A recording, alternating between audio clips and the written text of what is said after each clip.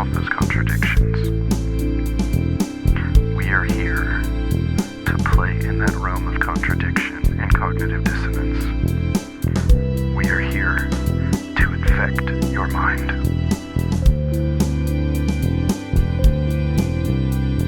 Let's see, and here we are. We're skipping it again already. I forgot.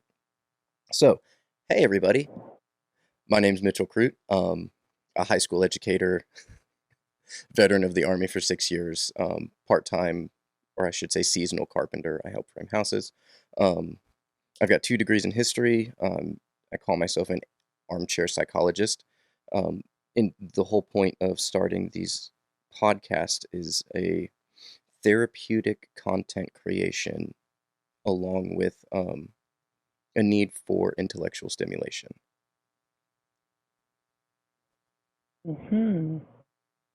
And my name is Kristy Bohan. I have 2 psychology degrees, and right now I'm a behavior consultant out in Oregon. So I work with a lot of people with disabilities and finding ways to make their current life routine a little bit easier for them and a little bit less stressful. So that's how I spend my days. And I love thinking about this kind of stuff. It's like compulsive. Don't really have a choice, so we might as well talk about it. Yeah, there is that.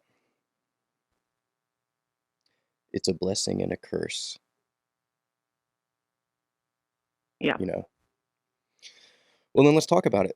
So I noticed in our preparation that you started back in Middle Ages, right? Medieval villages. How big are social circles, or let me phrase this right. How big should our social circles really be?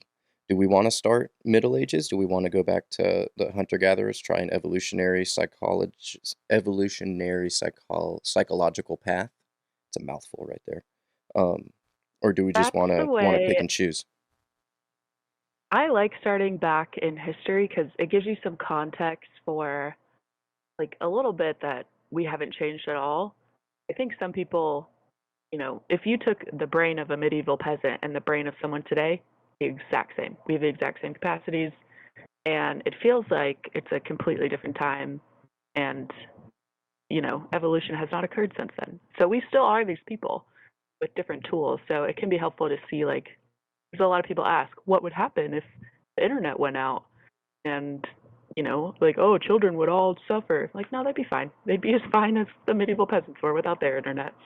Yeah, I to remind myself and my students all the time that the thing that humanity has going for it is we are incredibly flexible and resilient. If every species that evolves with that specific trait, right? Think of like lions and tigers with their claws and their hunting, pouncing instincts, right? They hyper focus on that particular skill, and that's their ticket to continued evolutionary success. Human beings, we don't have any one of our pointed skill that has been honed through the evolutionary process is generalism. Right, that's why human beings as a species can be found in every single biome on the planet. Yeah. Making tools, making clothes, making stuff work. As We have far the as ability to manipulate our environment a lot more Yeah. than our animal friends. But yeah. There was something, I forget how long ago I heard or read about it, but some idea that, around like the classical Greece time, was when human beings as a species started to evolve the ability to see blue.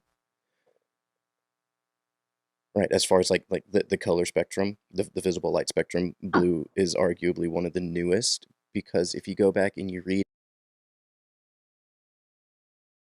like history, if you're a lonely human, you die. If you are with a group of people, you're safe. Well, yeah, and I mean, we can see this medically with like newborns, right? If they don't get enough skin-to-skin contact within like the first 3 days, even if they're properly nourished, they die, right? They don't get the proper dopamine and serotonin releases to trigger all of the things, the processes that need to happen, um, but then also too. I do. The loneliness and the like social issues is one of the biggest, like with the population that I work with the most, like disabled adults. It is pervasive and it is pretty severe in some cases, like the extra stress, and especially with COVID, like I got to talk people off the ledge constantly of like, you'll make friends, it's going to be okay. We're going to try X, Y, and Z. And yeah, it's a thing for that population, but it's a thing for everybody. Like being part of a group Yeah, is, and is it goes pretty high on the Maslow's hierarchy of needs, well, being oh together. yeah, it's I want to say step 3 or 4, something like that. You have your physiological needs, and then you have what is it, familial needs, and then that expands out to those social needs. So I mean, I think if we're gonna place definitions on things and like bound our conversation, one place that it should not be controversial is that we do need groups. They are fundamentally and psychologically necessary for stable and healthy people, right? And if, just like you alluded to, if our group is too small, um, among other things, the anxiety of trying to manage all of that uncertainty singularly by yourself is crippling. Yeah, it helps to have other people. I think even if you were the only one doing the work, but there was someone else there, someone that you were doing it for, like how many times have you, or at least me, so many times I have done like 30 minutes of chores and it's the most productive 30 minutes of my life. And it's because someone's coming over. And now all of a sudden, this social pressure has like unlocked something in my brain. And now I'm like, all of this laundry can go away. I've been walking past this hat on the floor for 3 days. I'm going to notice it and pick it up. And, something happens there when you're aware that, well, if I don't do this, other people will judge me. And it can be pretty healthy for me because I don't know if I would do like keep as clean a household or cook or eat the right things if I didn't feel the pressure to from a bad. Well, and that's something I think about a lot too. Stress in and of itself isn't necessarily unhealthy, right? Yeah. That's what physical exercise is. It's stress. It's micro trauma to your muscles, so they strengthen. So you do the same thing next time, and you can do it more easily.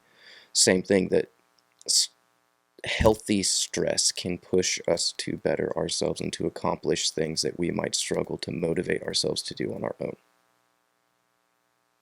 But then also too, keeping this within the in-group, out-group conversation, we scale up too high, and that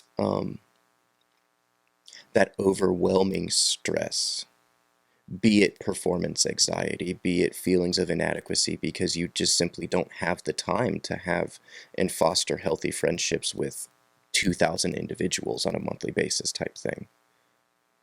So there is a lower limit to social group size, right? What our social circles should be. If it's too few, right, you get a little wacky because you're not getting the right stimulation. And if it's too large, too, it's you think of it as being constantly overstimulated.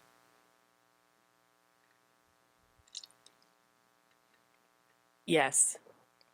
I think one of like when I played like volleyball more competitively,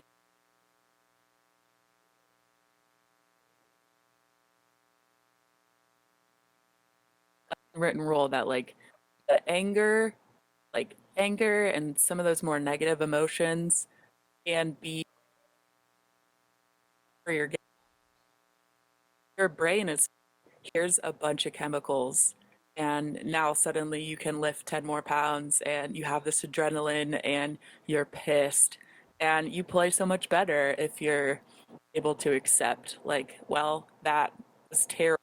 I just hit a really bad ball. Now I'm pissed about it. Now I'm going to absolutely cream this next one. And it always felt like a little gift just from your body. Like, here's some extra strength. Here's some extra intensity. And it can be extremely healthy. And that's that competitive edge, that like killer edge, like in football and sports. And it's something that we, I think as a society, would say, this is an emotion we avoid, this is an emotion we seek. But they're all very useful and they're all there for a reason. And for me, yeah, I came to love those little moments where your face gets red and you're just ready to just bite and go. It's very cathartic. So, Well, and I guess my point would be, even if having a social circle is stressful,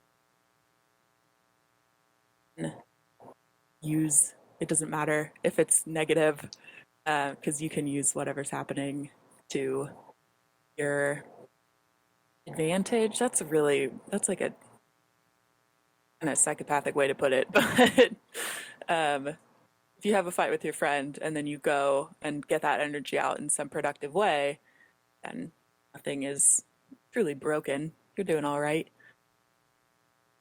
yeah, but there's still an upper limit. Now, where that limit is and what some of the byproducts of teetering towards that boundary, I don't know. I do think that, right? Because I mean, otherwise, why do most people have some instinctual avoidance of crowds? Right, we do have that innate built-in, there's too many people, there's too much uncertainty, there's too much threat, right? Because in the past, those of our collective ancestors that didn't respond to the potential of threat in groups were killed. And those that did, even if the threat wasn't real, right, they tended to survive more. So like evolutionarily, it would make sense that we have that proclivity to avoid crowds, but we can't avoid crowds, right? So where's that ideal healthy balance point, right? As Aristotle would say, where's that golden mean in between those two extremes? Yeah, I do think it's different. I'm imagining a crowd where everyone is walking in crisscrosses and it's very busy and everyone has a different destination. That would be more stressful than the exact same amount of people walking in the same direction. You know what I mean? Like, so Well, if you feel like this group, we're all doing the same thing, you would have a different sort of innate response than if it was pure chaos.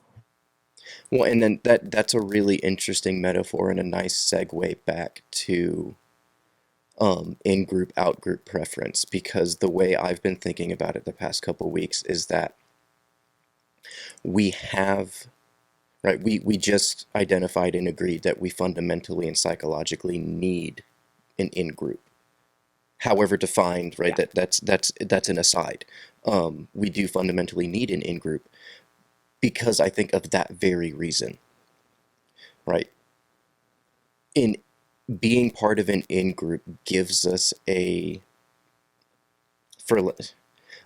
allow me to play with this analogy for a minute of like an RPG game or D&D or something like that. An in-group gives us a pre-made character sheet that we get to test out, right? I was watching a podcast with Jordan Peterson and Sam Harris a couple weeks ago, and they were talking about a patient that had bilateral hippocampal damage, to where the result was every time he experienced something, physiologically, it was like he was experiencing it for the first time. He was aware of that, right? But could you imagine how crippling that would be if every time your alarm went off in the morning, your initial response was, this has never happened before, and you have to figure out what to do next, right? Every time you go Ugh. to go grocery shopping, you have to figure out like what the local store is and how that operates, right? That in-group gives us that starting point, I think. Yeah, that is a good analogy because you don't have to like reinvent the. I learned to speak English. I could have come up with my own language as a wee lass Hmm. acquiring language, but I learned the one that was spoken around me, which is if a language wasn't spoken around me, you wouldn't learn it. But it's very useful acquiring English because I know a lot of people who speak it. And like that's something very fundamental, but way to hair color, lip fillers, getting your eyelashes done, like all of those, this is women do. This is something 20 something women do. Like, oh, okay, I'll do it too. And not really have to think about if you actually like it or not have to have a reflection about it every time. Well, I think you bring up a good point there because that's where things really get interesting. So if in-groups are a heuristic, right, a way to lower the resolution of what we have to deal with our sensory input, so that way we at least have, it takes the range of possible responses, which is infinite, and binds it so that way we can at least manage and make a predictively accurate response. Right. If in-groups are a heuristic, then what you're just describing there, those social signals, getting your eyelashes or your hair done, men with, looking put together, whatever social signals you want to look at, those are broadcasting to the world which heuristic we're using, right? It's like a meta heuristic, right? So I could, that's why you could go to some place like Germany or something like that. And if you sit back and you're attuned and you people watch, you don't even have to, like, an American could be dressed in German clothing and you can still pick them out, right? Because we're not nuanced in all of those. We're not nuanced in the heuristic of figuring out which heuristic to use in that situation. Right. It is the like social psychology research I've read about it is just that it's faster, it saves time, and it's efficient to be able to quickly, like, this person is wearing a blue shirt in Dallas, they probably like football. Yeah. And you don't have to make that deduction every time. You just know they're a football fan. I can say, how about them Cowboys? And Hmm. and you're done. And it took less than a second. You didn't have to think about it. And you're able to have a positive interaction with this guy. Yeah. It's like an algorithm for taking the infinite amount of sensory inputs, right, and weeding picking out the wheat from the chaff, and then taking the infinite amount of sensory or behavioral outputs to that sensory input, separating the wheat from the chaff, right? Because I mean, fundamentally, that's what the brain is. It's a modeling engine. It takes that's what memory is. It compiles all that information, and then it runs these models to see which one's going to be the most accurate response for those sensory inputs. But we have time restraints because if someone throws a spear at you and you don't react fast enough, you die, right? And that's where that heuristic kicks in. That's why, if we're sitting here talking and my son walks in, it shoots a Nerf dart at me, I don't even have to see it. I just catch a blur in my peripheral vision and my instinct is to duck, because more often than not, that's an accurate response. Low cost, high payoff, regardless of whether it's an actual threat or not. Yeah. In my work, I work with people with behavioral issues. So a lot of aggression, a lot of yelling, throwing things, using anything as a weapon. And it has kind of changed the way I react, especially here in Portland. There's a lot of homeless people, and it's perfectly legal to stand on the street and scream at the top of your lungs. Nothing wrong with that. They can do whatever they want, but it makes you immediately Now what I do is I go, oh God, someone's yelling. Oh, it's just a homeless dude. And then I can continue on with my day. And that might not be, I don't know, like that's just conditioned. It's not like the evolutionary response is to tense up when you hear someone yell. But now what I do is I make sure it's a homeless person doing it, because if it wasn't, I would be a lot more alarmed. Like, what's happening? What's going on? Um, so I bring that up just to reflect on. I don't think. Wish I knew what the right way to react was when you see someone, you sense a threat, and you have to decide, like, should I go? Should I turn around and just go home? Is this something bad I'm walking into? And being able to make that judgment call just based on what you see, basically. Well, and that's beautiful because, right, that's why human beings, more than any other animal, we've evolved a white around our pupils. It displays directionality and intentionality. So the first thing that you do, if you're walking on the sidewalk and you're looking at your phone and you hear someone screaming across the street, you look at them and then you look at what they're looking at.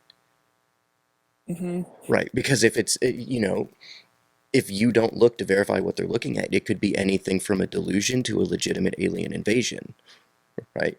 But it's Yeah.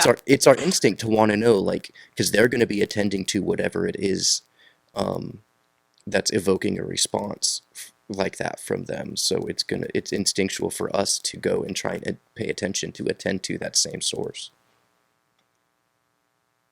Right. And I'm also kind of stuck on why, or, what am I looking for when I'm looking? I don't have like a checklist in my mind. But once I see who's doing it, something in my body just goes, oh, okay, you're good. Keep going. And I'm not conscious of whatever decision my brain is making, or that's sort of taking me from that level of, oh my God, what's about to happen, to, oh, don't worry about it. Keep going on, sis. And there's something there, and we all have it. We've all felt that. It's like the feeling when you like miss the bottom step of the stairs and your body's like, ah, okay, keep going, you're fine. So it's like that, but socially, trying to figure out what people are going to do.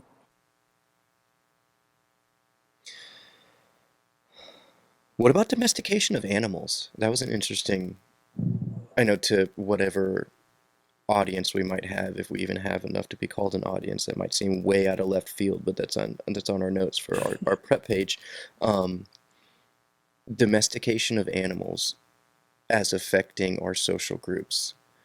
Let's start here. Why did that idea pop in your head? Again, pandemic, when we were all stuck in our houses and seeing others was dangerous, allegedly. That was our reaction at the beginning of the pandemic, whether it was right or wrong, was stay away from all people. And every shelter ran out of dogs, because my thought is our social circles were limited. We weren't seeing people at work. We weren't seeing people at school. We weren't seeing people at the grocery store. And we did what our ancestors did when they were lonely and started making friends with anything that walked or moved. Because we do that. Like, some people are very attached to their houseplants, and they give them names and they talk to them. And I think it is a healthy way to balance out if your social circle is too small. And because some animals were domesticated strictly for companionship, like not horses or cows. Those were domesticated for food and labor. But dogs and cats were probably just because we thought they were cool. And that's how it started, and we're still doing it. It might have changed, but I think last I heard or saw about it was, and I'm very well could be mistaken about this, so nobody take this as, well, Mitchell said, so it must be true. I think the consensus was cats kind of domesticated themselves, right? I've heard that too, Yeah. which is awesome. Yeah, it's sweet. And then the dogs, it makes It's sense, a great but I mean, theory. they're also Yeah. they're also working too. Because if you think about it, like the modern pet dog wasn't an option in hunter-gatherer days. You had big wolf or small wolf, you know. Um, but I want to kind of bring up these two things that I put down for that. Um, that I think we can split the domestication of animals as affecting our social circles. We can look at that in two different categories. The first category, like you brought up, farmyard animals, horses, oxen, things like that.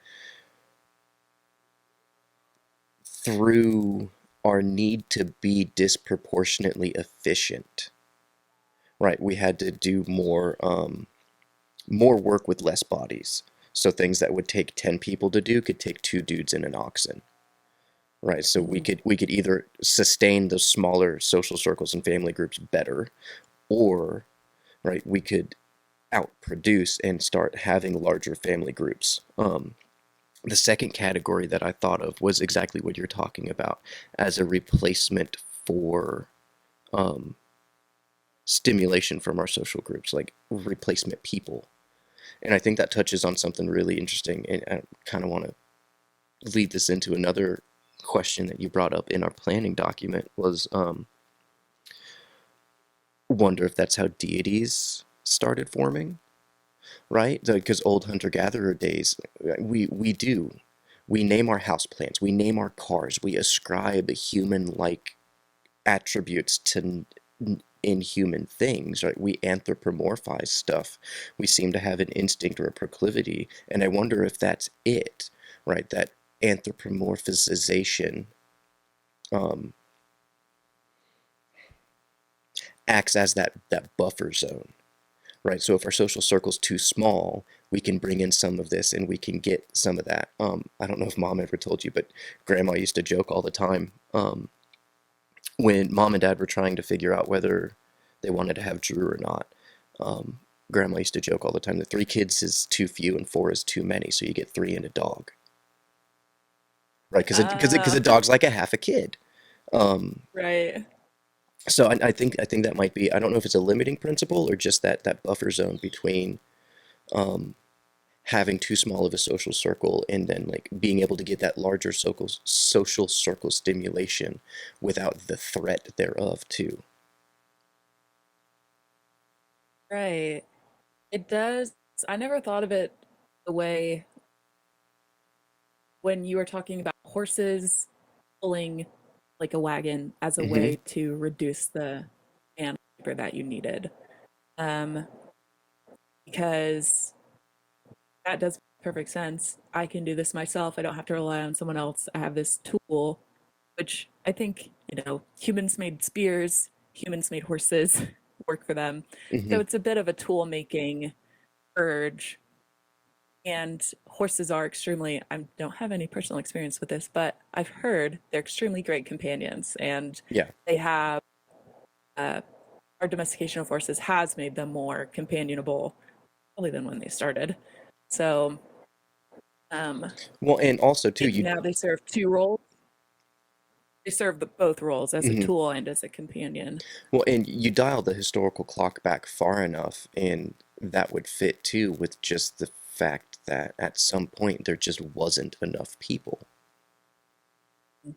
You need 30 people to plow a field. You've only seen 10 people in your entire life. Like, we go Yeah.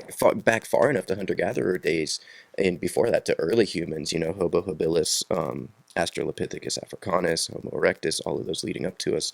Um, and it really is anybody's guess on if these family groups that numbered around 30 to 50 ever ran into any other major family groups. And if they did, it was always just strictly confrontational.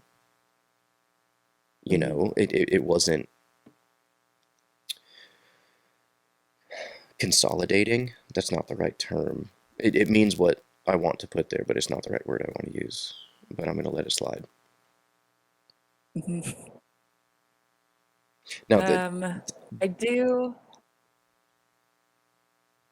Oh, I was gonna add about those days. Like, there was, I think it was an article, but it might have just been a documentary. But there was a pretty well preserved skeleton that they found from like frozen in the ice, and this was a really kind of pivotal. It changed the way that anthropologists kind of thought about early humans because this skeleton had a skull abnormality, which they implied he was probably like intellectually or developmentally disabled in some way. He had a healed femur fracture, mhm. which means they had this person who was probably not able to do a lot of work around. Like, he would have needed some help, some oversight, caring for him more than he was caring for them. So it was less of a give and take and more of just a Yeah, give. I've And that heard he that story survived. too. Yeah. That Um, it was an so anthropologist that made the claim that she thought that that's where culture began, right? When these family groups were able to and chose to take care of people that couldn't contribute simply for the fact that they were part of the group. right. So this guy probably didn't pull his weight like you would expect. Like, there's a social Yeah, contract, you're expected to contribute in these literally and ways, and he metaphorically pulling didn't. his weight. Yeah. And he was still able to live to like old age then, like 55, they thought. And he died peacefully of old age and was buried, which says a lot. Um, but yeah, and I mean, again, our brains haven't changed at all. So we would do the same things if in the same situation in that same environment. But it is nice to know that, I guess, just reiterating, it's nice to know that we've been doing that. We've been taking care of people, Hmm. even if it's not the most efficient, like capitalist, die hard, like you're homeless, sorry about it, get good, get a job. We've been looking out for others for a long time, Well, yeah, which makes me feel like, okay, humans are all right. and not to devalue it at all, because it is a remarkable feat, and human agency, I think, is a real thing. The whole free will argument is something we won't get into, but we can differentiate between free will as an abstract concept and then agency as a behavioral, right? I can choose my behaviors to some limited degree. Um, but we do have that evolutionary drive, or we have a drive given to us by the evolutionary process to care for one another. Because just like you said at the beginning of this podcast, this isn't a one person job. Nobody gets through life by themselves. We're nested in these support structures that are absolutely fundamentally necessary for continued survival. Um, That's something that came up recently for me, thinking about the classification of this person is a genius. Mozart was a genius. Steve Jobs was a genius. Them is probably not a good reflection of what actually happened when they created this genius product, um, like a symphony that is just like the most beautiful thing ever. Like, he's a genius. He did it all by himself with no help. What a guy. But mhm. I don't think that's a good They reflection of what actually happened and how that thing got made. they might have that natural foundation, but that natural foundation was built upon by the nurturing of the environment that they were in. Whether it was Yeah. in the case of like, those, like, take Tiger Woods for instance, his nurturing environment that gave him greatness was traumatizing to him. But Yeah. it doesn't negate the fact that it's both, right? You have to have this proclivity and inclination towards whatever skill, but then you also have to have that drive, either good intentioned or bad intentioned, that pushes you there. Um, I was gonna Yeah. ask you something.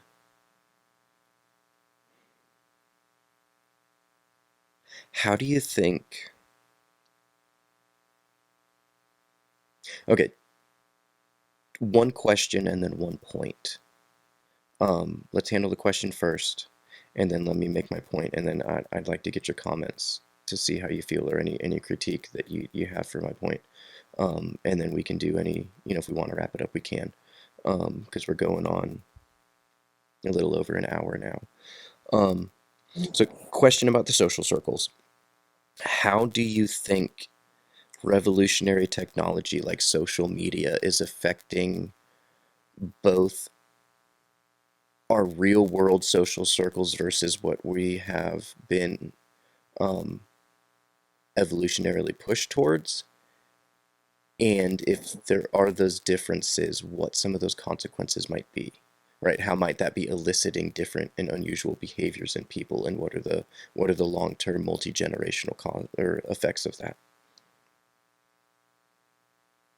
That's a great question with a lot of very smart people doing very good research on. So my thought is there is an expectation that if this thing comes across your feed, your brain makes a judgment. Should I care about this or should I not? And if it comes across enough times, that repetition, you realize I should care about this. I'm seeing it a lot. And it is not innately unhealthy, I think, to have relationships online and to only interact with people online, or not only. I think if the only time you interact with a specific person is online, that's not innately unhealthy. And I mean, did you get into Wordle? No, I've dodged that bullet. That I'm doing the Wordle now because I'm I like saw a bunch Neo of from the people doing Matrix it. over here, dodging all of these pop culture trends because I just don't have the time to I don't have the time to do what I'm doing Yeah, already, let alone get sucked into anything new. I haven't done today's Wordle yet, but I usually do it first thing in the morning and then I send it to the people that I talk with Wordle about. So we have a similar interest in this strictly online thing, and I have used that in my real life when I'm seeing people. Did you play Wordle? You play Wordle? How'd you do today? And it's not, um, I don't know. I do think you have to. I guess my point is if you're doing it online, you should be doing it offline as well. And if there's something that you only do on Twitter, you only talk about on Twitter, it's probably going to be unhealthy for you because I don't know why. I just feel like it will be unhealthy for you.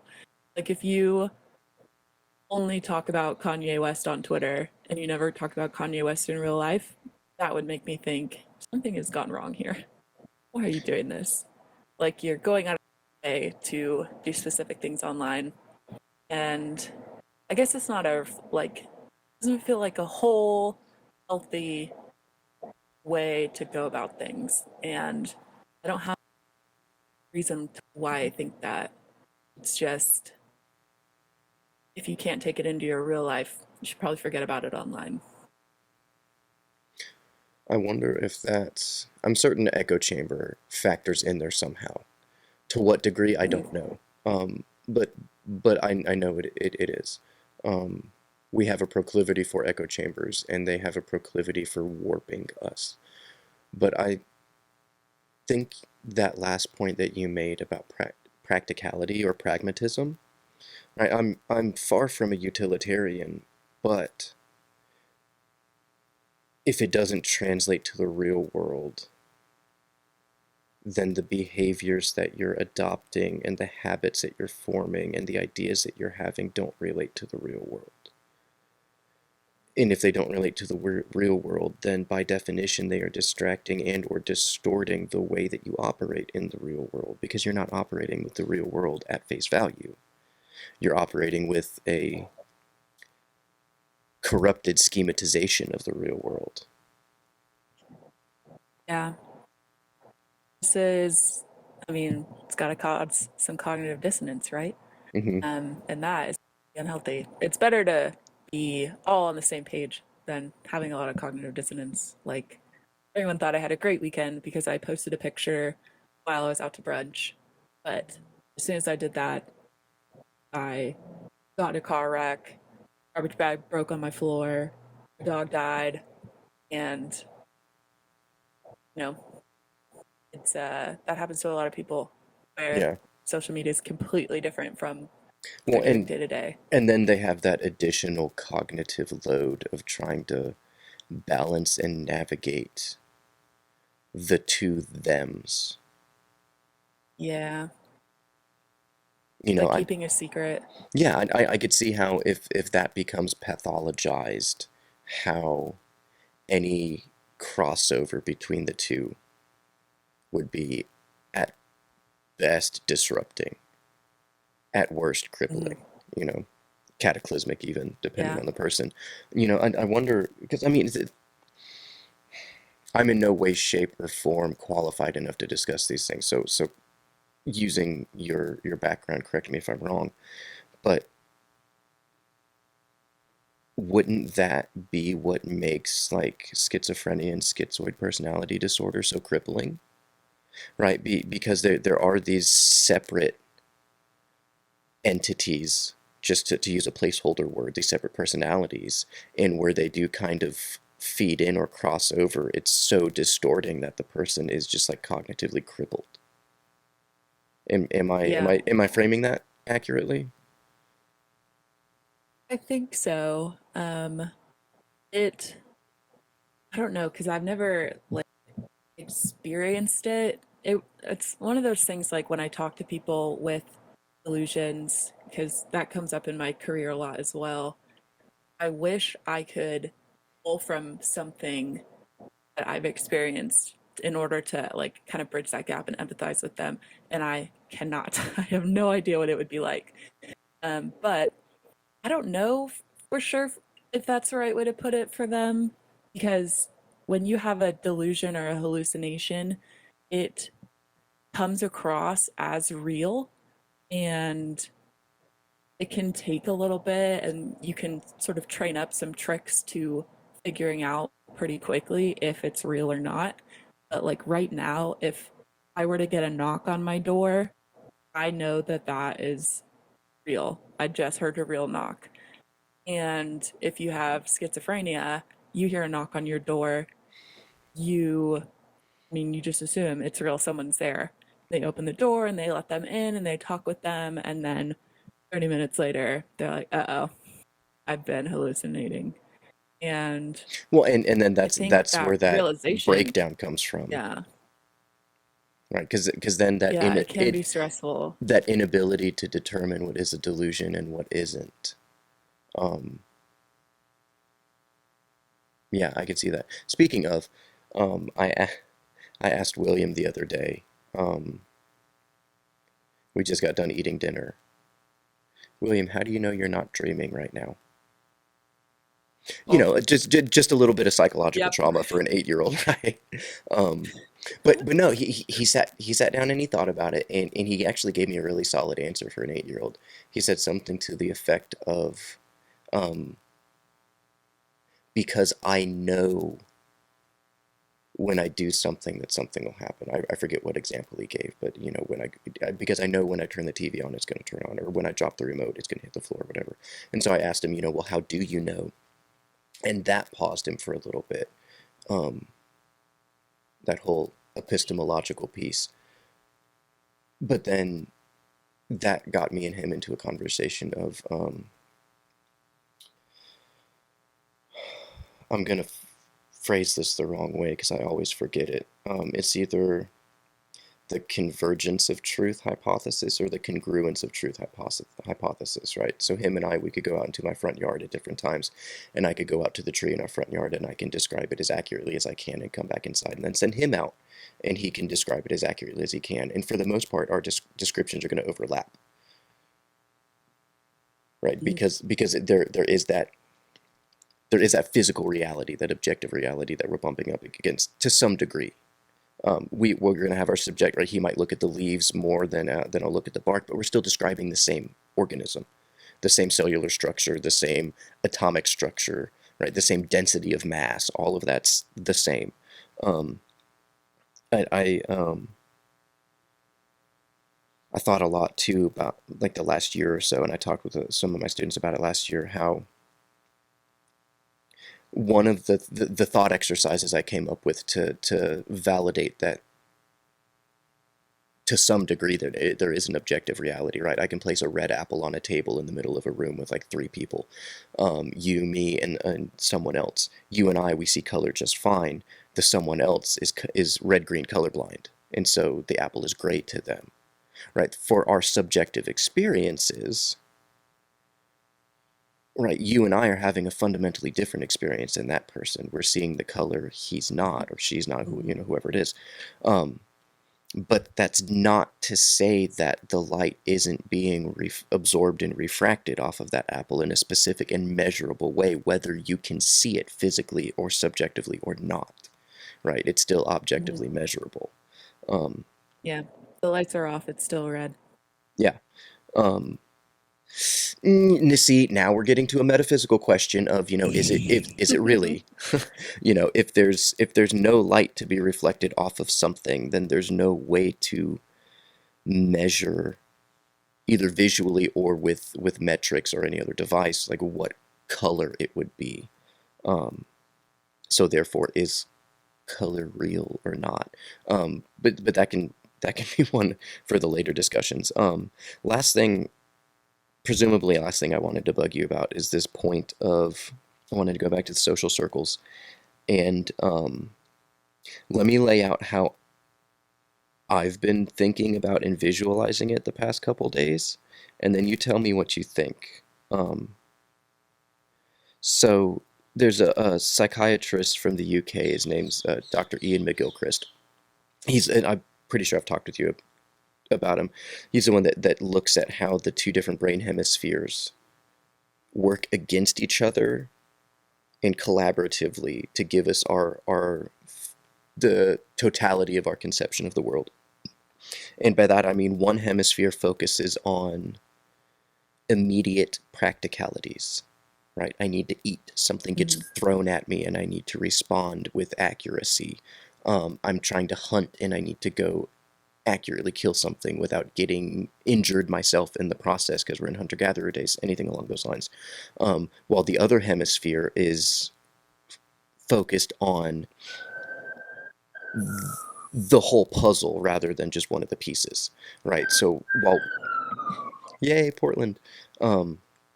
While one hemisphere might be focused on, who am I right now? What do I need? Do I need to sleep? Do I need to eat? Do I need to fight something? Whatever. The other half is focused on, who am I next year? Am I establishing a value system that I can pass on multi-generationally that's going to be successful, right? What does it mean to be alive? All of these deep philosophical questions. I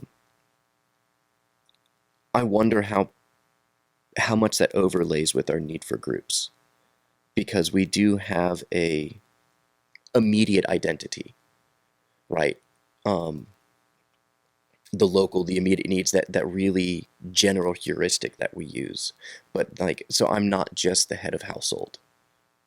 I'm not just an individual, right? I'm also a citizen of Rowan County. I'm a citizen of North Carolina.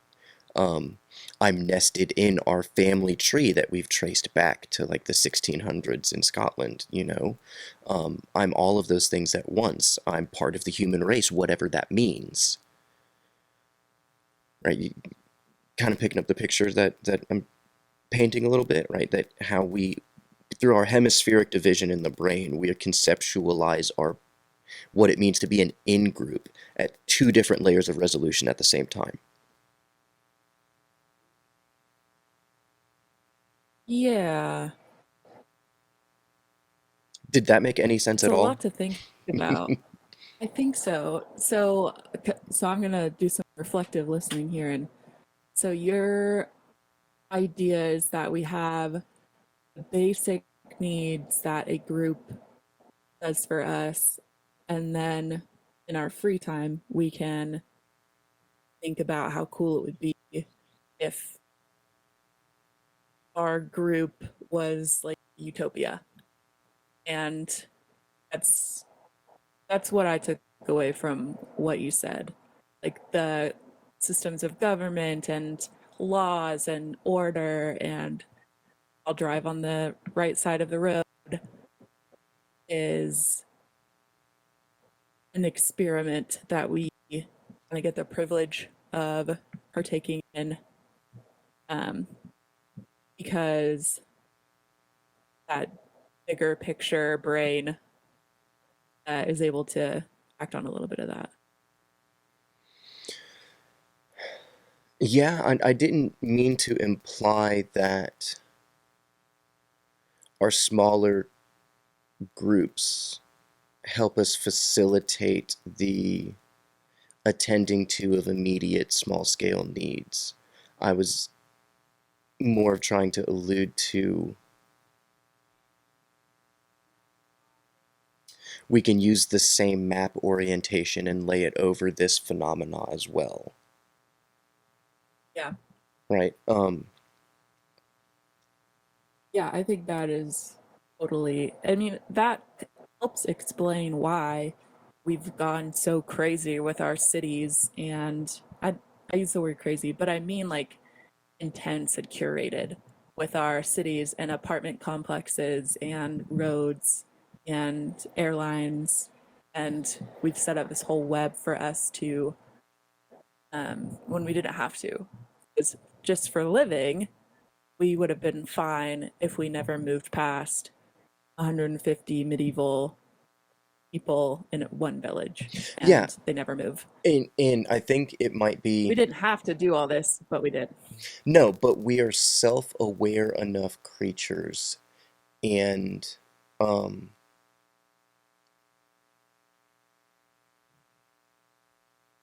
this is a different conversation for a different time, but I'm going to lay a little bit of context just so that what I'm going to say is going to make sense.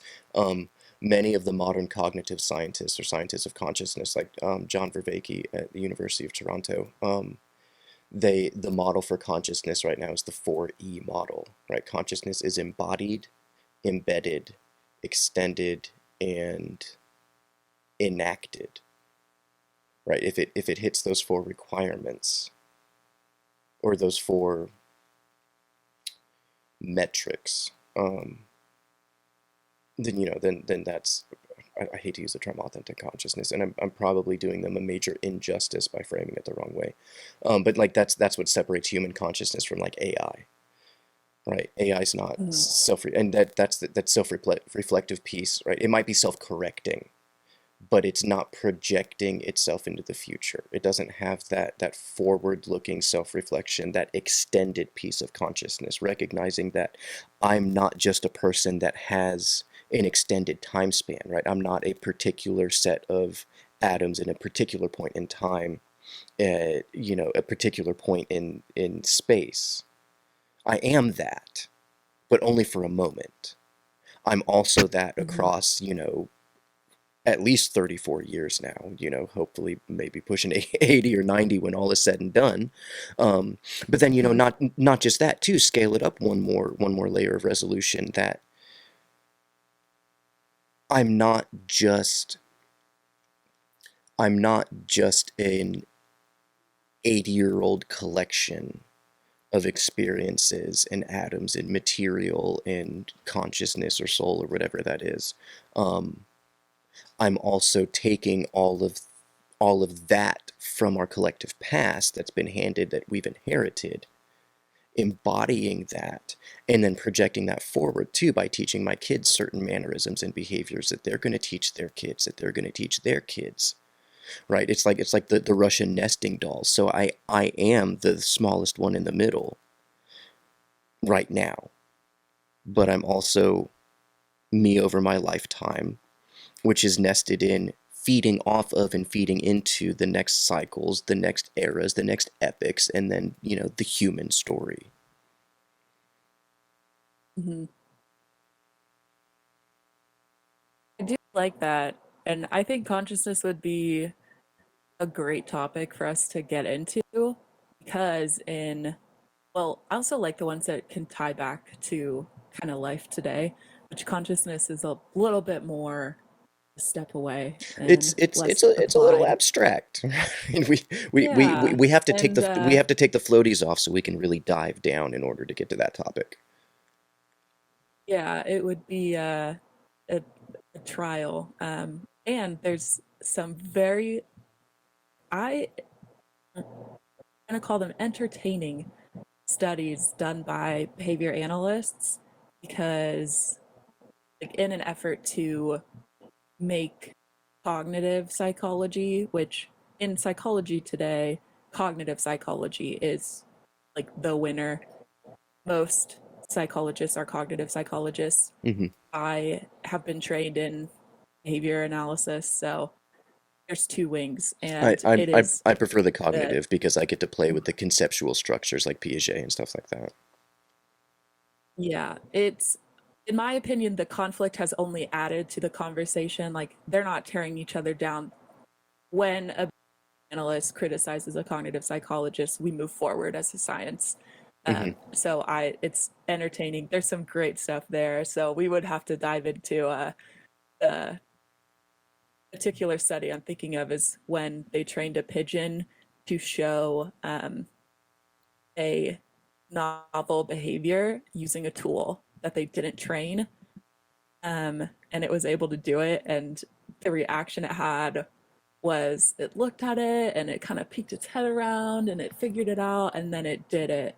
And it looked like this pigeon had an insight to this is how I'm going to use this tool, which we attribute insight as a quality that only humans and some higher primates can have. Yeah. And they trained a pigeon to do it. And Well, I mean, it's like, because see all of this. It's fundamentally, very that's interesting because no, that is really cool because fundamentally, like, that's what tool creation is. It's physicalizing insight. I need to do this task. It's difficult. This will make it easier.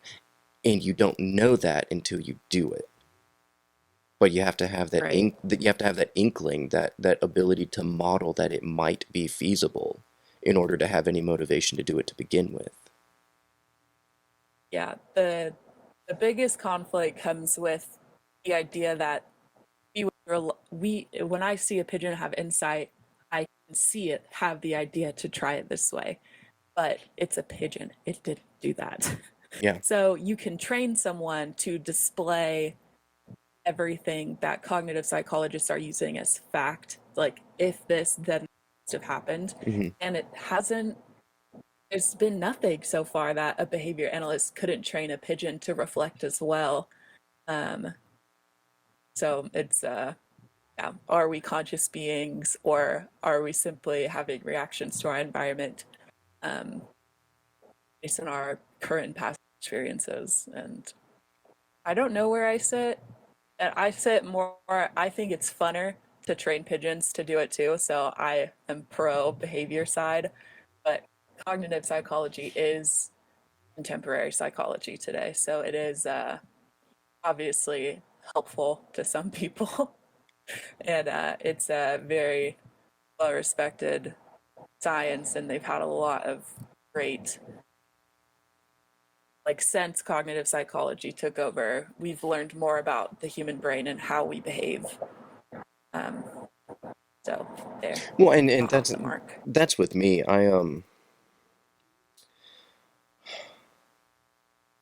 I have a proclivity for being able to visualize. I can think visually when thinking linguistically doesn't get there for me, if that makes sense, right? So Mm-hmm. I had an Yeah. idea a couple months ago about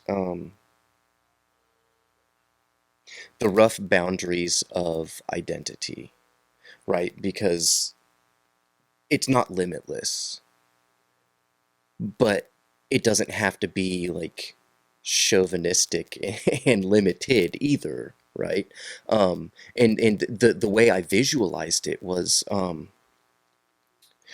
take like a neon sign, right? Like a letter, we'll say the letter O, right? And sit around a campfire and take that neon sign and step back from the fire and oscillate it, right? Your eyes are going to make the hard bounded edges of the physical light bulb, right? It's going to make it really fuzzy, and it's going to have a lot of wiggle room to where it just about anywhere in that framework, it'll sit comfortably, but it's still loosely bounded because you can tell what letter it is, right? And it's the same way with the cognitive structures. I like to visualize like literal structures, or like the sacred geometry for how people are sitting down figuring out what to eat for breakfast this morning. Well, we take it as instinctual, but we have all of these heuristics, these pre-made group affiliations, identities, even genetic input that we're dealing with, that we make our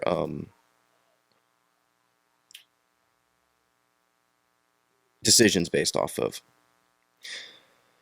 And on that, I think I'm going to call it.